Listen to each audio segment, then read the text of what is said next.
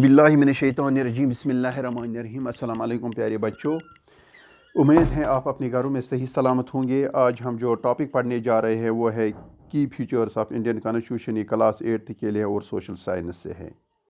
प्यारे बच्चों, अगर हम इंडियन कॉन्स्टिट्यूशन की बात करें तो इंडियन कॉन्स्टिट्यूशन कैसे बना, तो पहले हम आपको बता देंगे कि कॉन्स्टिट्यूशन क्या होता है। कॉन्स्टिट्यूशन होता है the written laws which govern a country. ये कानून लिखे होते हैं जो किसी भी मुल्क को चलाते हैं, उसको हम कॉन्स्टिट्यूशन कहते हैं। प्यारे बच्चों, अगर हम बात करें वर्ल्ड की, वर्ल्ड में मुख्तलिफ ममालिक हैं जिन के अपने अपने कॉन्स्टिट्यूशंस हैं, और इसी तरह से हिंदुस्तान का भी एक अपना कॉन्स्टिट्यूशन है जिसको हम इंडियन कॉन्स्टिट्यूशन कहते हैं। तो इस इंडियन कॉन्स्टिट्यूशन को कैसे फ्रेम किया गया है, तो 300 लोगों की एक कॉन्स्टिट्यूएंट असम्बली बनाई गई इन 1946 में। इन्होंने इस कॉन्स्टिट्यूशन को लिखा है, इंडियन कॉन्स्टिट्यूशन को लिखा है।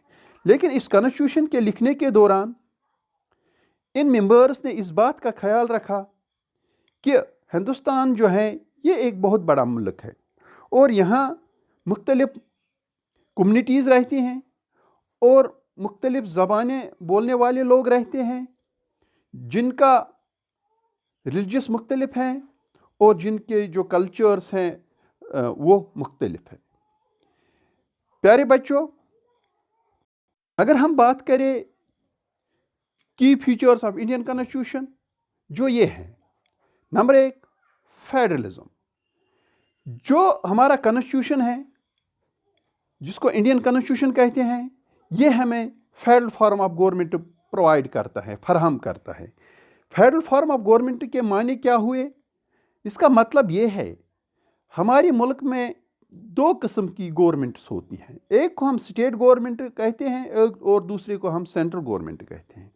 और इसके साथ साथ पंचायत राज सिस्टम है जो 3 टायर सिस्टम है, जैसे कि विलेज लेवल पर, ब्लॉक लेवल पर और फिर डिस्ट्रिक्ट लेवल पर। प्यारे बच्चों, हिंदुस्तान एक बहुत बड़ा मुल्क है, इसीलिए यहाँ फेडरल टाइप ऑफ गवर्नमेंट्स रखे गए ताकि लोगों की के जो मसाइल हैं उनको आसानी के साथ हल किया जाए।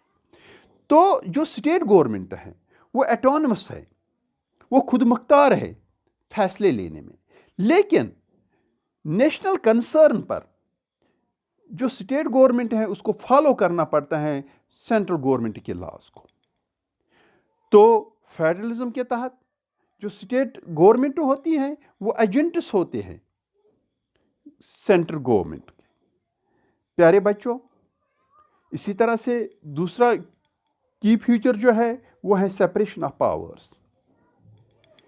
तो स्टेट में 3 ऑर्गन्स होते हैं, एक को लेजिस्लेचर कहते हैं, दूसरे को एग्जीक्यूटिव कहते हैं और तीसरे को जुडिशरी कहते हैं। तो मिसयूज ऑफ पावर्स को बचाने के लिए इन ऑर्गन्स को बनाया गया और इन तीनों ऑर्गन्स के अपने अपने पावर्स हैं और हर एक ऑर्गन जो है पावर्स का इस्तेमाल करता है और ये एक दूसरे पर नज़र भी रखते हैं ताकि जो पावर्स का मिसयूज ना हो जाए। फॉर एग्जांपल, अगर कहीं पर कोई लेजिस्लेटर या एग्जीक्यूटिव पावर्स का मिसयूज करे तो फिर जुडिशरी में उसको जवाबदेह होना पड़ता है। इसी तरह से एक और की फीचर जो इंडियन कॉन्स्टिट्यूशन का है वो है फंडामेंटल राइट्स। जैसे कि हमारा कॉन्स्टिट्यूशन जो है वो हमें कुछ फंडामेंटल राइट्स देता है जिनको हम बुनियादी हुकूक कहते हैं, जैसे कि right to speak, right to vote, ये हमारे फंडामेंटल राइट्स हैं और बाकी राइट्स हैं।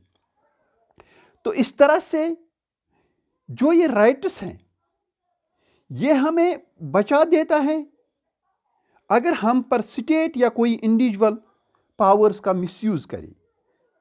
हिंदुस्तान के सिटीज़न को ये رائٹس بچا دیتے ہیں تاکہ ان پر اسٹیٹ یا کوئی individual miss use of powers نہ کرے. تو اس طرح سے یہ رائٹس جو ہیں ہمیں بچا دیتے ہیں اور یہ کنسٹیٹیوشن ہمیں گارنٹی دیتا ہے کہ آپ کے کچھ رائٹس ہیں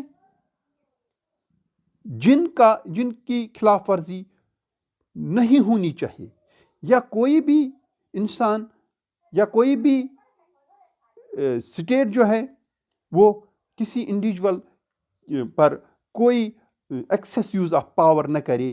تو اس طرح سے یہ جو رائٹس ہیں ہمیں اس سے بچا دیتے ہیں. اسی طرح سے ایک اور فنڈامنٹل، ایک اور جو کی فیچر ہماری کانسٹیٹیوشن میں ہے، دیٹ از سیکولرزم.